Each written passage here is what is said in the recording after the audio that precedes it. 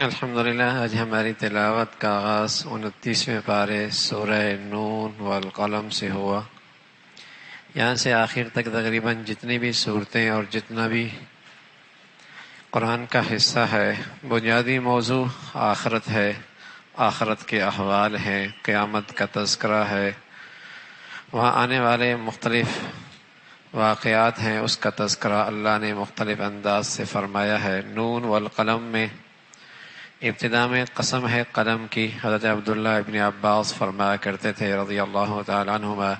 اللہ نے سب سے پہلے قلم پیدا کیا اور پھر حکم دیا لکھو، پوچھا کیا لکھوں، کا تقدیر لکھو، اور پھر دنیا میں قیامت تک ہونے والے جتنے واقعات ہیں اس قلم نے اسے لکھ ڈالا۔ اور یہ قلم کا تذکرہ جب قرآن نازل ہوا، اس ماحول اور معاشرے میں جو قلم دوات کاغذ سے بالکل بے خبر قوم تھی، پڑھنا پڑھانے کا اس ماحول میں کوئی تصور ہی کوئی نہیں تھا، لیکن قیامت تک آنے والا قرآن تو قیامت تک کے لیے ہے کہ ایک دور آئے گا کہ تعلق ہی پڑھنے لکھنے سے ہو جائے گا، اور اس امت کا تعلق جہالت سے کوئی نہیں ہوگا، علم سے ہوگا۔ تو علم کی عظمت کے لیے قلم کا تذکرہ، قلم کی قسمیں کھائی اور بتایا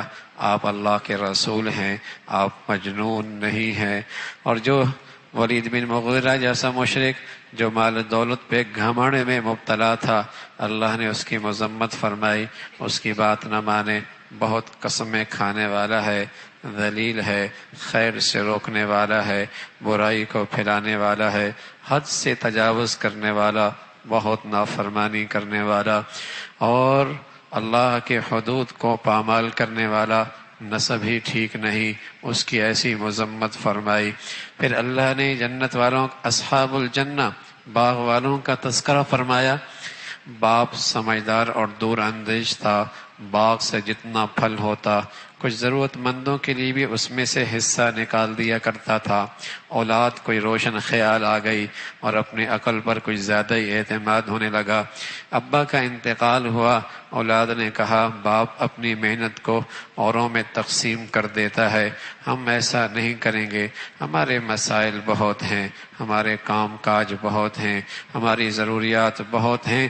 اور سارے ہی پیداوار کو سمیٹ کر گھر لانے کا فیصلہ کر دیا۔ اللہ اللہ ہے، اللہ نے اس باغ کو صفحہ ہستی سے مٹا دیا، صفحہ ہستی سے مٹا دیا، اور بڑے شرمندہ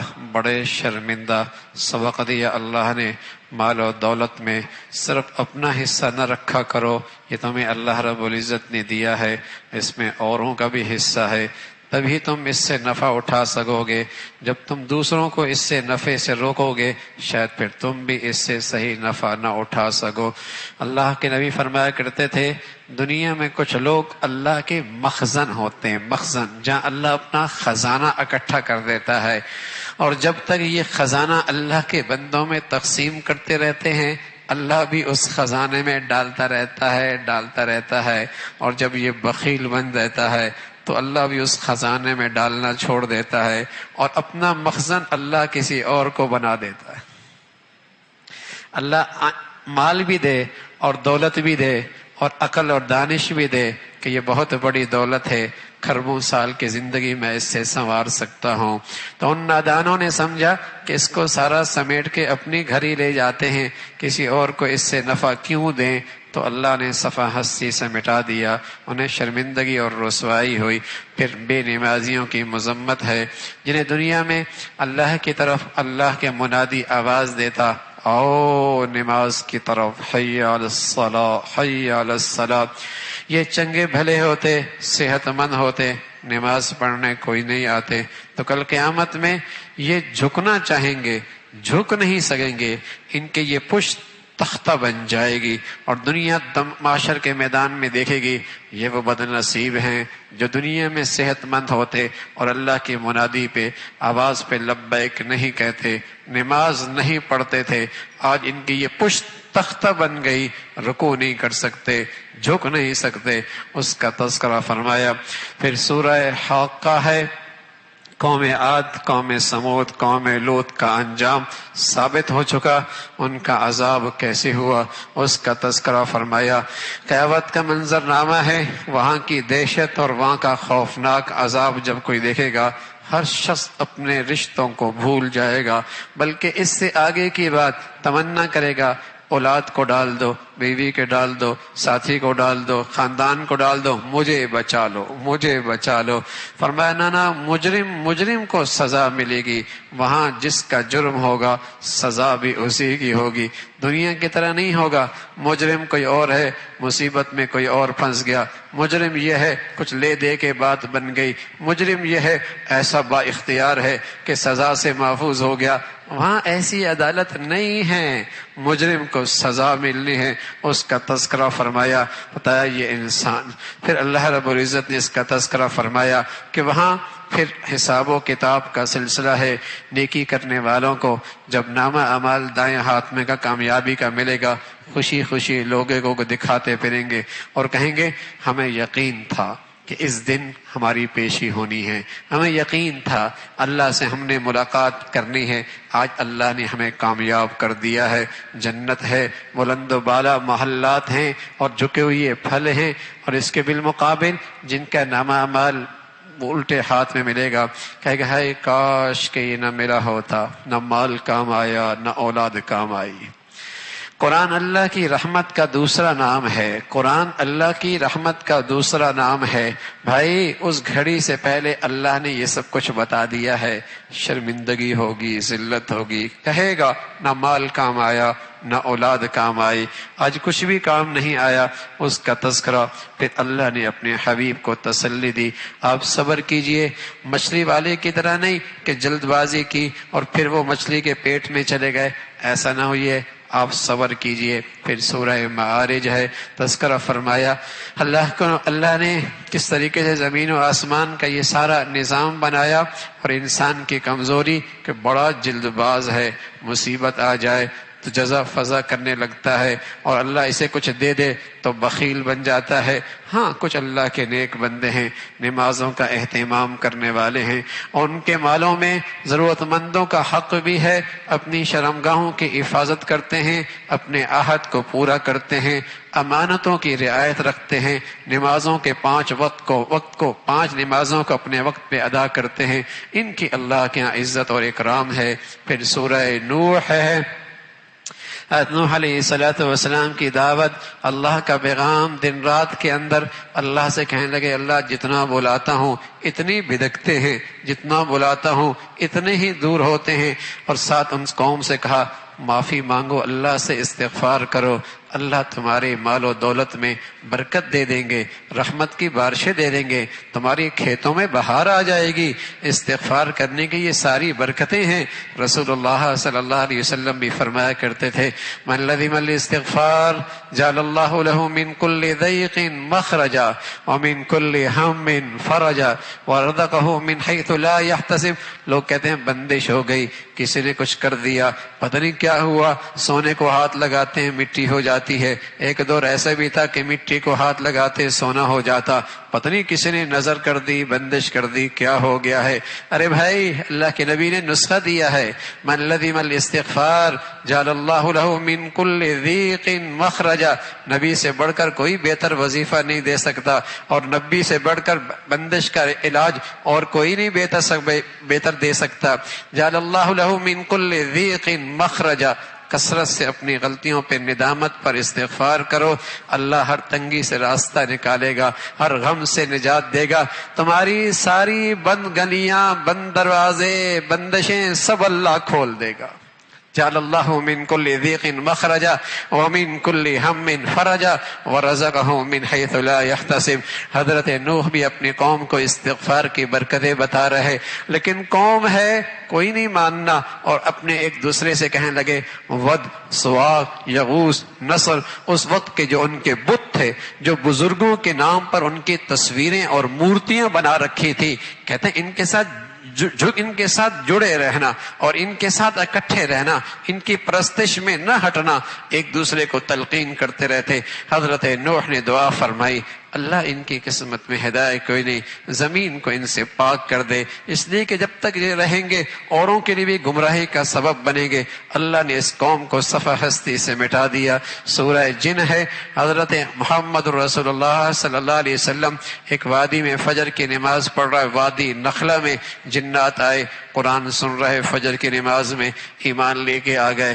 اور ایسے ایمان والے بنے، ایمان بھی لے آئے، دائی بھی بن گئے، مبلغ بھی بن گئے اور دین کے خادم بھی بن گئے، اسلام کے سفیر بھی بن گئے اور اپنی قوم کو دعوت دینے لگے اور اپنی قوم کو اسلام کے پیغام سنانے لگے۔ اس کا تذکرہ فرمایا۔ پھر اللہ کے گھر اللہ کے تذکروں کے لیے ہوا کرتے ہیں، دنیا کے تذکروں کے لیے نہیں۔ اے پیغمبر آپ کہہ دیں کہ نفع نقصان کا مالک اکیلا اللہ ہے، نفع نقصان کا مالک اکیلا اللہ ہے، ہر چیز کا علم اکیلے اللہ کے پاس ہے اور وہ ہر چیز کو ایک مقدار سے دنیا میں بھیجتا ہے۔ پھر اللہ نے اپنے حبیب کو پیارے لفظ سے کہا، یا ایھا المزمل، اے کملی اوڑھنے والے نبی۔ ہاں کیا پیارا انداز ہے، قم اللیل الا قلیلا، رات کو تہجد کی نماز کی فضیلت اور اس کی اہمیت اور اس کا تذکرہ کہ جب آپ اکیلے ہوں گے، تنہا ہوں گے، یکسوئی ہوگی تو آپ کی توجہ بھی خوب ہوگی، اس کی فضیلت فرمائی۔ نبی پر یہ نماز واجب تھی لیکن امت پر اللہ نے آسانی فرما دی، نفل ہے، اللہ ہمیں نصیب فرما دے۔ ہے اللہ کے خاص بندوں کی نماز، ہے یہ تہجد اللہ کے خاص بندوں کی نماز، ساری دنیا کی نظروں سے اوجھل ہے یہ اور اس کا اللہ ہے۔ یہ خلوتوں اور تنہائی میں جس سے رشتہ جوڑا ہوا ہے واقعی اس سے کوئی گہرا تعلق ہے، اس لیے اللہ کے پیاروں کی یہ نماز ہے، اللہ کے خاص بندوں کی یہ عبادت ہے۔ حضرت عبداللہ ابن سلام رضی اللہ عنہ تشریف لائے، فرمانے لگے میں اللہ کے نبی کے پاس آیا تو آپ سب سے پہلے ارشاد فرما رہے تھے، افشوا السلام واطعموا الطعام وصلوا باللیل والناس نیام تدخلوا الجنۃ بسلام۔ بس یہ میرا سننا تھا کہ اسلام کی تعلیمات میرے دل میں گھر گھر گئی۔ اللہ کے نبی فرمائے لوگو سلام کو پھیلاؤ، اس میں سلامتی کا پیغام ہمیں، واطعموا الطعام کھانا کھلاؤ، وصلوا باللیل والناس نیام لوگ سوئی ہوئی ہوں اور تم اللہ کے سامنے کھڑے ہو جاؤ، تدخل الجنت بسلام سلامتی سے جنت میں داخل ہو جاؤ گے، سلامتی سے جنت میں داخل ہو جاؤ گے۔ تو کچھ حصہ اللہ ہمیں نصیب فرما دے۔ رمضان کی ان گھڑیوں میں تو بھائی سحریوں میں ہم جیسے گناہگار بھی اڑ جاتے ہیں، تو اسی گھڑیوں کے فائدہ اٹھائیں۔ جا نماز لے لی، چاہے نماز لے لی، کمرے میں چلے گئے، خلوت میں چلے گئے، تنہائی میں چلے گئے، کچھ رکعتیں پڑھ لی، اور ان رمضان کے گھڑیوں میں کچھ اللہ سے ایسا تعلق بن جائے کہ مولا سے کہہ دو اے اللہ ساری زندگی ہی نصیب فرما دے، تو اس کی رحمت سے کیا بعید ہے ساری زندگی ان گھڑیوں میں اٹھنا نصیب ہو جائے۔ پھر سورہ مدثر کا تذکرہ ہے، اے اللہ کے نبی اٹھو، اللہ کی پیغام کو عام کرو اور اپنے رشتہ داروں اس کا آغاز کرو، اس کا تذکرہ فرمایا۔ پھر وہ سرکش جو اللہ کے نافرمان تھے اور ضدی اور عنادی تھے، جب ان کے سامنے فرشتوں کا تذکرہ آیا کہ وہ اللہ کے فرشتے جہنم پہ انتظار میں ہیں اور اس کا وہاں کھڑے ہیں، تو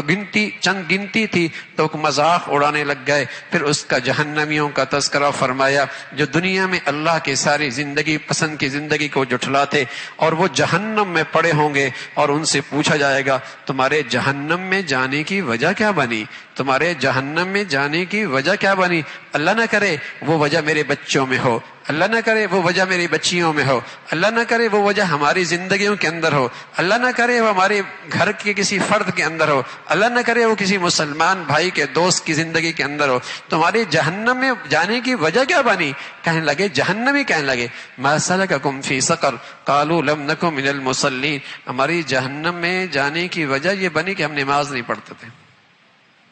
لم نکو من المصلین، ہم نماز نہیں پڑھتے تھے۔ اللہ نہ کرے ہمارے بیٹے میں یہ وجہ ہو، اللہ نہ کرے ہماری بیٹیوں میں یہ وجہ ہو، اللہ نہ کرے ہمارے گھر کے کسی فرد میں یہ وجہ ہو، کیوں جہنم میں پڑے ہو؟ کہنے لگے لم نکو من المصلین، نماز نہیں پڑھتے تھے، کھانا نہیں کھلایا کرتے تھے، اور بے دین لوگوں کے ساتھ مل کر اہل دین کا مذاق اڑایا کرتے تھے اور بے دینی میں ان کا سہارا اور ساتھ دیا کرتے تھے۔ سچ یہ تھی ہمیں تو مرنے کے بعد کی زندگی کا یقین بھی کوئی نہیں تھا کہ مرنا بھی ہے کہ نہیں، پھر اٹھنا بھی ہے کہ نہیں۔ یہ جہنم میں پڑے ہوئے لوگوں کا جواب ہے پڑھی ہوئی لوگوں کا جواب ہے۔ اللہ ان تمام کمزوریوں سے ہمیں، ہماری اولادوں کو، ہماری نسلوں کو ہمیشہ محفوظ فرمائے۔ پھر سورہ قیامت کا تذکرہ ہے، قیامت آنے والی ہے، اللہ کی قدرت نہیں دیکھے کیا نظام ہے، یہ چھوٹے چھوٹے پوروں پہ یہ اللہ کی قدرت کا شکار ہیں، لاکھوں کروڑوں اربوں انسان ہیں، ہر ایک کے انگلیوں کے پورے مختلف ہیں، ہر ایک کے انگلیوں کا پورے مختلف ہیں۔ ارے کتنا بڑا رقبہ ہے، یہ کتنا بڑا حصہ ہے، یہ کتنی بڑی جگہ ہے، یہ کتنی بڑی جگہ ہے، لاکھوں کروڑوں اربوں خربوں انسانوں کے پورے دوسرے سے نہیں ملتے۔ اللہ کی قدرت دیکھو، اللہ کی قدرت دیکھو، اللہ کی قدرت دیکھو، لاکھوں کروڑوں انسانوں کا چہرہ ہر ایک سے مختلف ہے، چھوٹے سے حصے میں آنکھیں بھی دینی ہے، ناک بھی دینا ہے، منہ بھی دینا ہے، چہرہ بھی بنانا ہے، لیکن ہر ایک کو دوسرے سے مختلف، اور اس سے بھی چھوٹی چیز انگلیوں کا پورا اللہ کی قدرت ہے۔ جو یہ قدرت رکھتا ہے اس کے لیے مارنے کے بعد دوبارہ زندہ کرنا کوئی نہیں مشکل۔ اس کا تذکرہ پھر اپنے حبیب کو بتایا۔ قرآن اترے تو پہلے سنیں، جلدی جلدی آپ نہ پڑھیں، ہم آپ کے دل میں اسے محفوظ کر دیں گے، ہمارے ذمے ہے اس کا بیان، ان علینا بیانا، اس کا بیان ہماری ذمہ داری ہے، ہمارا ایمان ہے۔ بیان نبی کی زندگی کا نام ہے، بیان نبی کی حدیث کا نام ہے، بیان نبی کے ارشادات کا نام ہے۔ قیامت تک قرآن بھی محفوظ، حدیث بھی محفوظ ہے، اللہ نے اس کا انتظام کیا ہے، قرآن میں اللہ نے اس کا وعدہ لیا ہے۔ پھر اللہ رب العزت نے قیامت کا تذکرہ فرمایا، اور کس انداز سے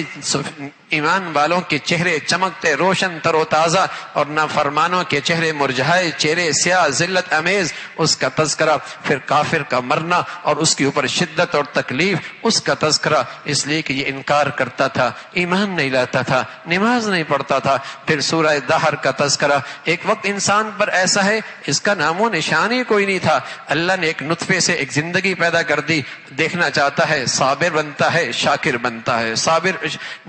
شکری کرتا ہے، شاکر بنتا ہے، کیا کرتا ہے، ان ہدی، دونوں راستے اللہ نے دکھا دیے، حق کا بھی باطل کا بھی، صحیح بھی غلط بھی، اس کا تذکرہ۔ پھر جنت والوں کا تذکرہ جو صرف اللہ کی خاطر کھانا کھلاتے، وَيُطْعِمُونَ الطَّعَامَ عَلَىٰ حُبِّهِ مِسْكِينًا وَيَتِيمًا وَأَسِيرًا إِنَّمَا نُطْعِمُكُمْ لِوَجْهِ اللَّهِ۔ کوئی کسی سے بدلہ، احسان، شکریہ کچھ بھی مقصود نہیں، اللہ کو راضی کرنا مقصود ہے۔ جنت کا تذکرہ ہے، اور وہاں مختلف قسم کی نعمتوں کا تذکرہ، چھوٹے چھوٹے بچے ہاتھوں میں پانی لے اور مشروبات لیے جنتیوں کے دائیں بائیں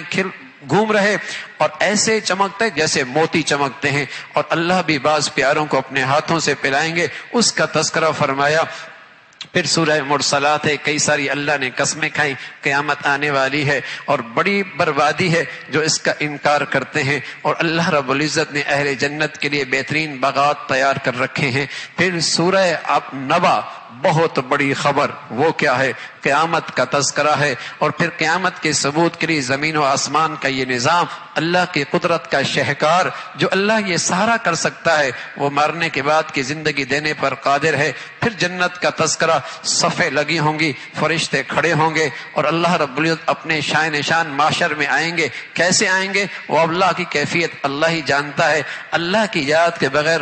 کوئی زبان نہیں کھول پائے گا، کوئی کسی کے حق میں کچھ نہیں، سب خاموشی طاری ہوگی۔ مشرک کافر پر ایسی ذلت ہوگی، تمنا کرے گا کاش کے مٹی ہو جاتا، آج نام و نشان بھی مٹ جاتا۔ پھر سورہ نازعات ہے، پھر فرعون کا تذکرہ اور حضرت موسیٰ علیہ السلام کا معجزہ، اور فرعون کا دعویٰ انا ربکم الاعلی، میں سب سے بڑا رب ہوں، میں سب سے بڑا رب ہوں، اس کا پکڑ، اس کا انجام، اس کی ذلت امیز